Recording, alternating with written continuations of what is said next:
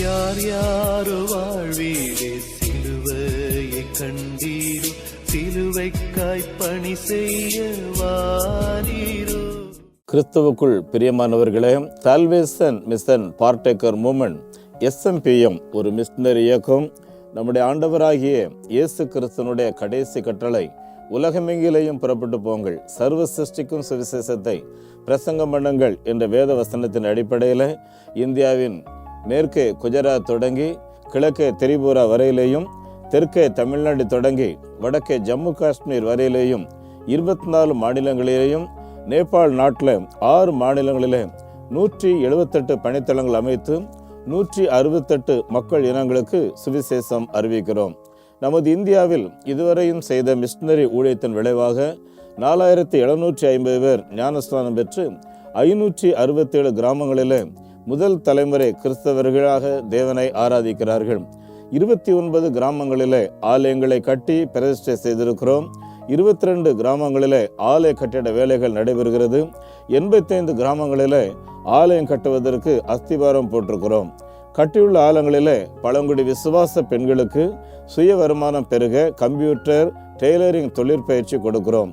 கண்ணீரோடு வாழுகிற நமது தேசத்து குடிமக்களுக்கு இயேசுவின் நாமத்தினாலே விடுதலை வேண்டும் என்பதே நம்முடைய நோக்கம்.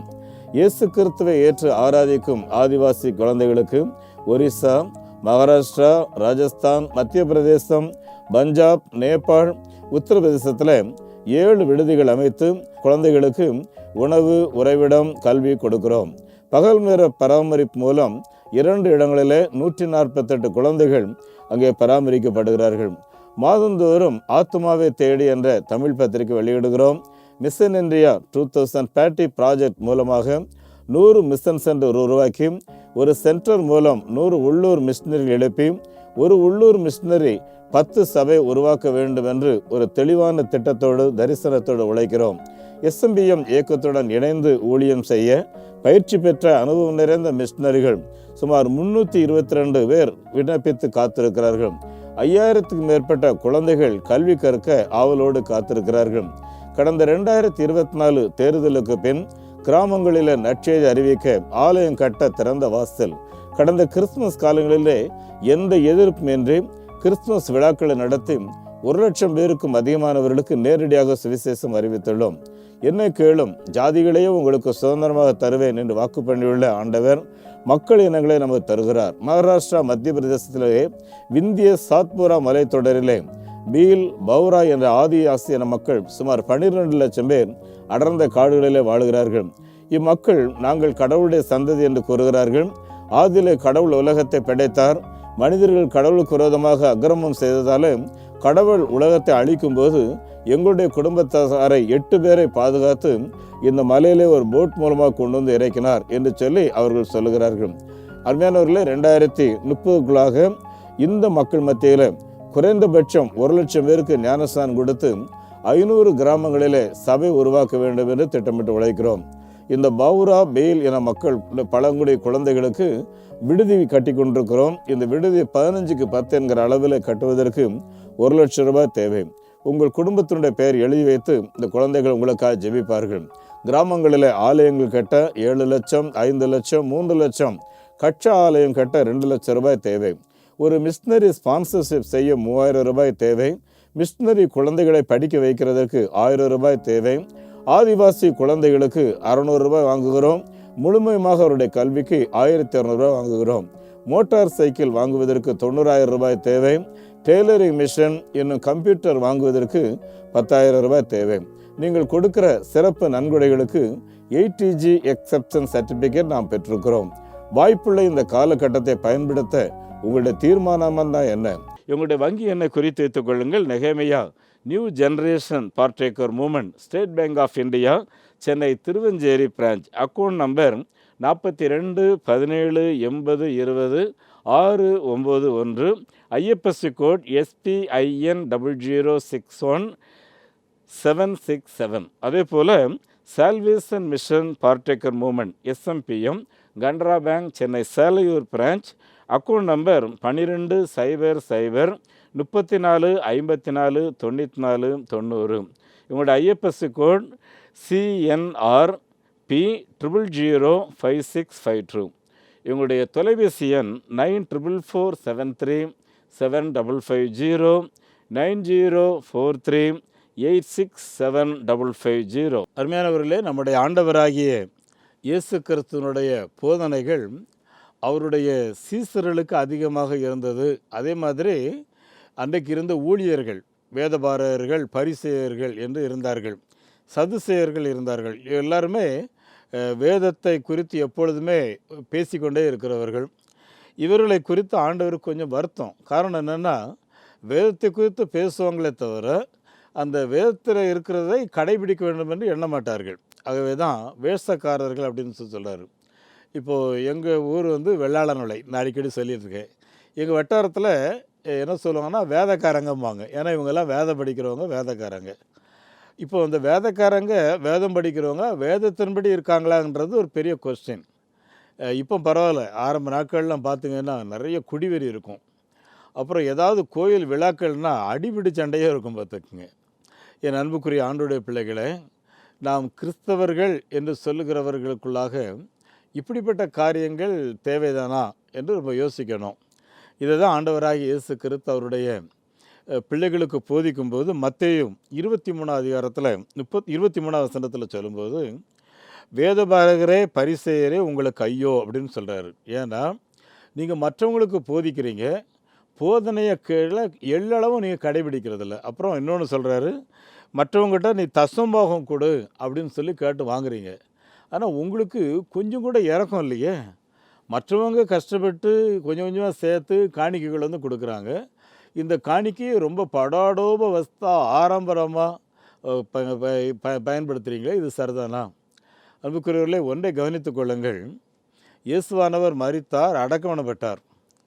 இப்போ இந்த வேதபாரகர்கள், பரிசேயர்கள், சதுசேயர்கள் எல்லா தலைவர்களும் சேர்ந்து அந்த பொந்தி பிலாத்துட்டு என்ன கேட்குறாங்க, அவன் அந்த எத்தனா ஏமாத்துக்காரன், பொய்யன், அவன் ஊழியம் செய்த நாட்களில் நான் மரிப்பேன், 3ஆம் நாளில் உயிரோடு எழுந்திருப்பேன்னு சொல்லி சொன்னான். ஆகவே அவன் எழுந்திருக்காதபடி அந்த கல்லறைக்கு காவல் வைக்கணும் அப்படிங்கிறாங்க. உடனே பிலாத்து என்ன சொல்கிறாரு, உங்ககிட்ட தான் படை வீரர்கள் உண்டு, அவர்களை வைத்து நீங்கள் காத்துக்கொள்ளுங்க. மத தலைவர்களுக்கு எதுக்குங்க படை வீரர்கள்? இப்போ அவங்களுக்கு சம்பளம் கொடுக்கணும்ல. இல்லை, இன்றைக்கி இந்த நிறைய பாதுகாப்பு படம் வச்சுருக்காங்கல்ல, அந்த மாதிரி இந்த ரோமை சேவகர்கள் ரிட்டையர்ட் ஆனப்புறம் இந்த மத தலைவர்கள் அவங்களுக்கு டெம்பிள் போலீஸ்னு அவங்கள தூக்கி வச்சுருப்பாங்க. பார்த்துங்க, கேவலமாக இல்லையா? என் அன்புக்குரியவர்களே, இவங்களுக்கு பாதுகாக்கிறதுக்காக படைத்தலைவர்கள். இப்போ அந்த படைத்தலைவர்கள் அது மாத்திரம் இல்லை, என் அன்புக்குரியவர்களே, அந்த நாட்களில் பணம் நிறையா இருந்ததுனால பணம் கொடுத்து இயேசுவானவர் உயிரோடு எழுந்து போயிட்டாருன்னோடனே அவன் திருடர்கள், அவருடைய சீசர்கள் அவரை திருடிட்டு போயிட்டாங்கன்னு எல்லாருக்கும் சொல்லுங்க அப்படின்னு சொல்லி காசு கொடுத்து விட்டாங்கன்னு சொல்லி பைபிளில் இருக்குது.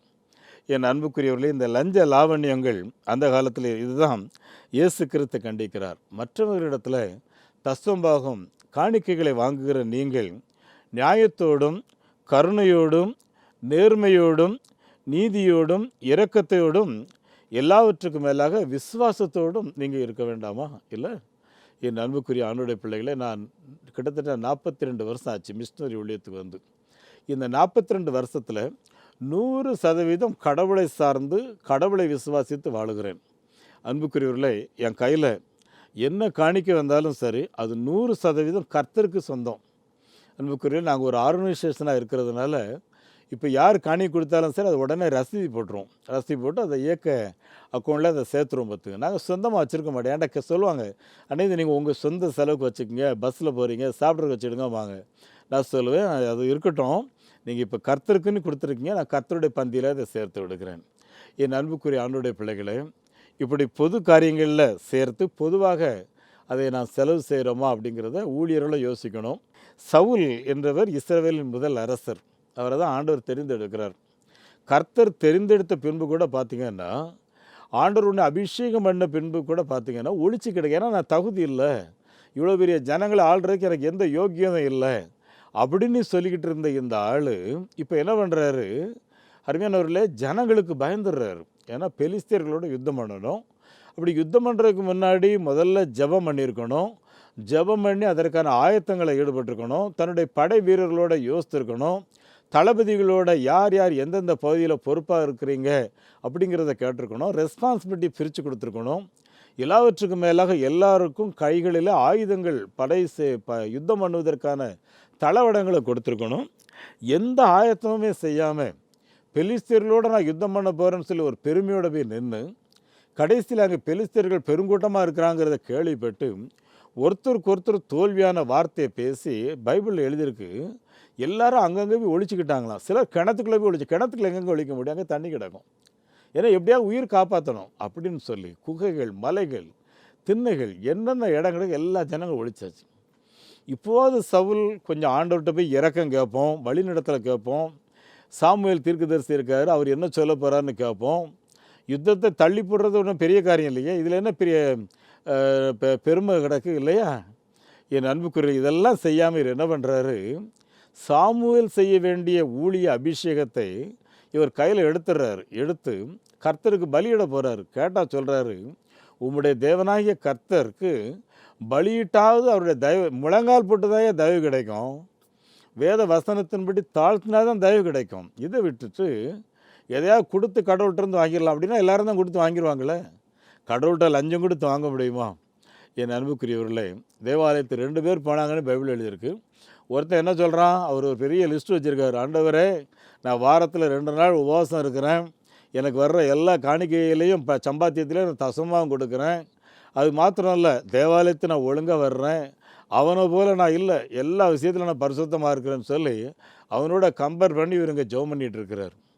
பின்னால் ஒருத்தன் ஆயக்காரன், பாவிகளிலேயும் பிரதான பாவி, அவன் என்ன சொல்கிறான், ஆண்டவரே, உம்முடைய சமூகத்தை நோக்கி பார்க்கிறதற்கு நான் தகுதி இல்லாதவன். என் அன்புக்குரிய இப்படி தகுதி இல்லாதவன் என்று உடைந்த உள்ளத்தோடு ஏறெடுக்கிற ஜெபத்தை தான் ஆண்டவர் இன்றைக்கும் கேட்பார். பார்த்துக்குங்க, கொஞ்சம் யோசித்து பாருங்கள், நமக்கு என்ன தகுதி? என் அன்புக்குரியவர்களே, நம்ம பிச்சைக்காரங்களையும் கேவலமானவங்கல்ல. எனக்கு தெரியுமே, என்னுடைய முன்னோர்கள் கோமணம் வச்சுக்கிட்டு இருந்தது தெரியுமே, காலில் போடுறதுக்கு செருப்பு இல்லாமல் இருந்தது, செருப்புக்கு பதிலாக ஓலையை செருப்பாக்கி, இல்லை அந்த ஓலை நாரை தூக்கி செருப்பு வாராக்கி போட்டுக்கிட்டு தெரியுமே. வெளியிடத்துக்கு போனால் பெரிய ஃபங்க்ஷன் கூட சட்டை போட மாட்டேன்னா சட்டை இருக்காது, டவலை தான் மேலே போட்டிருப்பாங்க, எனக்கு தெரியுமே. என் அன்புக்குரியவர்களே, இப்படிப்பட்ட நமக்கு என்ன பெருமை வேண்டி கிடக்கு? அருமையானவர்களே, திருநெல்வேலி வட்டாரத்தில் ரேனியஸ் என்ற மிஷினரி ஆண்டோடைய ஊழியத்தை செய்து அநேகருக்கு விடுதலை வாங்கி கொடுத்து. ஒரு நாள் ஒரு கிராமத்துக்கு போகும்போது அன்புக்குரியவர்களே, அந்த கிராமத்தில் ஒரு பயங்கர சத்தம். என்னன்னு சொல்லி பார்த்தா, ஒரு அம்மா நிறைய மாத கர்ப்பிணி மாடோடு சேர்த்து கட்டி வச்சுருக்காங்க. இதை பார்த்தா அவர் சைக்கிளை அருமையான ஓடி போய் அந்த அம்மாவை விடுவிச்சிட்டாரு. அந்த அம்மாவை அடித்தவனை கேட்டார், என்ன ஏன் இப்படி அடிக்கிற? என் முதலாளி எதிர்த்து பேசிட்டான். முதலாளிகிட்ட போனால் சொல்கிறார், இவன் மரம் ஏற மறுத்து விட்டாள். ஐயா, நிறைய மாத கர்ப்பிணி எப்படி மரம் ஏற முடியும்? இதுதான் அந்த நாட்களில் நிலைமை. என் அன்புக்குரியவர்களே, ரேனியஸ் என்ற மிஷினரி அன்றைக்கு ஒரு புது கிராமத்தையே விசுவாசிகளுக்காக உருவாக்கி. அப்படி தான் இன்றைக்கு திருநெல்வேலி, தூத்துக்குடி மாவட்டத்தில் நிறைய கிறிஸ்தவ கிராமங்கள், சுவிசேஷபுரம், நாசரேத்து. அன்புக்குரியவர்களே, இப்படி நம்மை காப்பாற்றுவதற்காக உருவாக்கப்பட்ட கிராமத்தில் பிறந்து இன்றைக்கி உலகை ஆளுகிறவர்களாக உயர்த்தப்பட்டிருக்கிறோமே. உயர்த்தப்பட்ட நமக்கு இன்றைக்கி எவ்வளோ பெருமை! ஆண்டவருக்கு நம்ம என்ன யோசிக்கிறோன்னு யோசித்து பாருங்கள். என் அன்புக்குள்ள ஆண்டவருக்கு நம்ம பங்கு என்னன்னு யோசித்து பாருங்கள். நம்முடைய உயர்வில் அருமையான குறைந்தபட்சம் தசம்பாவத்தை எடுத்து வச்சு கர்த்தருக்கு கொடுக்குறோமான்னு யோசித்து பாருங்கள். எதாயிலும் ஆண்டவருக்காக செய்யுங்க. ஆண்டவர் உங்களையும் உங்களுடைய குடும்பத்தையும் நிரம்ப ஆசீர்வதிப்பார். நீங்கள் இன்றைக்கி இருக்கிற காட்டிலும் 1000 பெருகுவீர்கள். உங்களுக்காக நான் ஜெபிக்கிறேன். நல்ல ஆண்டவரே, இந்த வசனத்தை கேட்ட எல்லா தேவதாசர்களுக்காக ஸ்தோத்திரம்.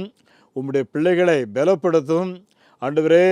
மற்றவங்க கையில் வாங்கணுங்கிறத காட்டிலும் கொடுக்கணும், இரக்கமாக இருக்கணும், நன்மை செய்யணும் அப்படிங்கிறதுல ஒவ்வொருவரும் முந்திக் கொள்வதற்கு இயேசுவே நீர் உதவி செய்யும்படி ஜெபிக்கிறோம். தொடர்ந்து பேசும், தொடர்ந்து நம்முடைய வார்த்தையினாலே ஆண்டவரே உம்முடைய பிள்ளை எல்லாரையும் நிரப்பும். பரிசுத்த ஆவியானவரே, உம்முடைய நடத்துதலை திறந்து தரும். இயேசுவின் நாமத்தில் ஜெபங்களும் நல்ல பிதாவே, ஆமேன்.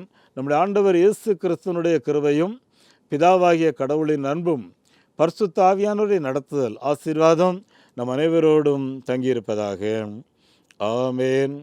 இந்த மாபெரும் நற்செய்தி பணியில் ஒரு ஆதிவாசி குழந்தைய நீங்கள் 600 ரூபாய் கொடுத்து படிக்க வைக்கலாமே, உங்களால் ஏன்ற தொகையை கொடுத்து ஒரு ஆலயங்கள் கட்டுவதற்கு தீர்மானம் எடுக்கலாமே. உங்களுடைய பங்குகள் என்ன?